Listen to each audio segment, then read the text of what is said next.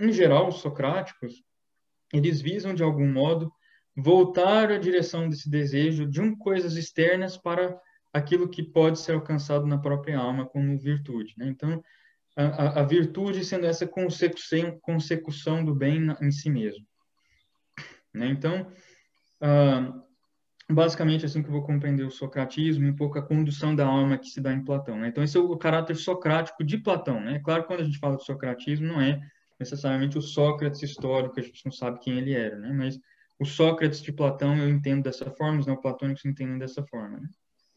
Então, isso é a condução da alma em Platão, é voltar a nosso desejo pelo bem para a alma. Só que em Platão, não só você se volta para a alma, mas você se volta para a alma porque a alma ela, ela é uma imagem do inteligível.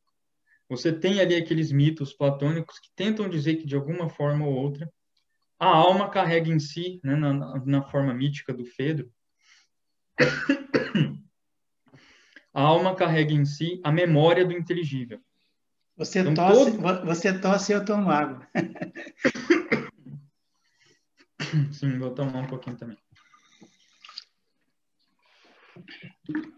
Normal, tranquilo.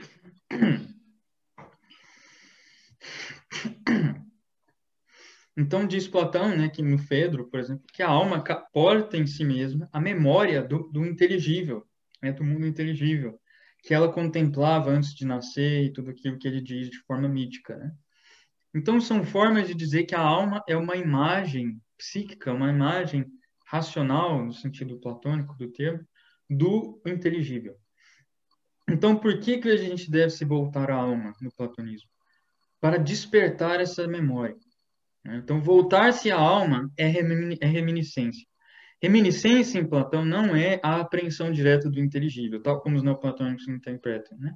A reminiscência é, na verdade, voltar-se à impressão do mundo inteligível que a alma porta. Isso é reminiscência. Então, esse movimento socrático da condução da alma, das coisas para a alma, é reminiscência em Platão, o que significa dizer que esse movimento ele desdobra no nosso interior essas imagens que a gente tem do inteligível, e isso é o nosso conhecimento do inteligível, né? Para Platão, não há um conhecimento do inteligível que seja direto enquanto a gente vive encarnado, né?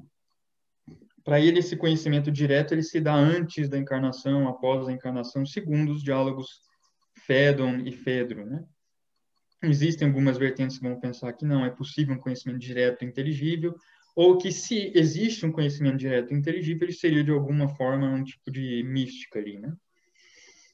Então, ordinariamente, a gente não teria conhecimento direto e inteligível, e sim o conhecimento indireto, que é a reminiscência, que é a ativação dessa impressão do inteligível que nos constitui enquanto alma racional, né? Então, é desse modo que a gente rememoraria o inteligível e, portanto, alcançaríamos uma forma de sabedoria, né? Então, basicamente, como eu entendo, é isso que constitui a condução da alma no platonismo, né? Em Platão, especificamente. Ok. Então, por isso que, em geral, ah, o platonismo ele necessariamente inicia a partir dos diálogos socráticos em que há esses procedimentos de refutação do falso conhecimento que a gente crê possuir das coisas. E assim também a alma ela é autônoma por participação no intelecto e no mundo. Isso significa que a relação da alma com os princípios transcendentes também não é uma relação passiva. Não é só que a alma recebe o que os princípios transcendentes a concede. É que ela própria contém em si uma imagem dos princípios transcendentes e os princípios transcendentes, ela própria dá a si mesma os princípios transcendentes à sua forma. Então, quando ela pensa, ela está dando o intelecto a si mesma sob a forma do seu pensar, né? Quando ela deseja o bem, uma unidade, algo assim, na sua ação, no seu pensamento, ela está dando para si mesma o uno, sob a forma que lhe é própria, né? Então, na medida em que ela tem unidade enquanto alma, ela está dando ativamente para si mesma aquela unidade que é o uno. Então, a alma ela é autônoma no sentido de que ela dá os princípios superiores a si mesma no seu movimento, né? O Proclo explica isso tirando uma imagem da religiosidade helênica pagã, da experiência da possessão divina, né? Possessão divina, quando um Deus toma um ente humano mortal, né? Por exemplo, algo que é comum na literatura religiosa helênica, mesmo, por exemplo, a gente pode pensar no caso de um herói, né, que é um guerreiro numa guerra, que ele é tomado de repente por um poder de coragem, assim, né, de uma habilidade marcial supra-humana, né, e é entendido que nesse momento que ele está tomado desse poder supra-humano, ele foi possuído por um deus, né, por Ares, né, o deus da guerra que seja, né? Então, essa ideia da posse divina, o Proclo vai explicar. A posse divina não significa que um Deus chega e te toma passivamente, agora é como se você fosse o cavalo, ele está ali te governando. Os deuses não possuem a alma como se a alma fosse uma coisa inerte, passiva, movida por um outro, heteroquinética.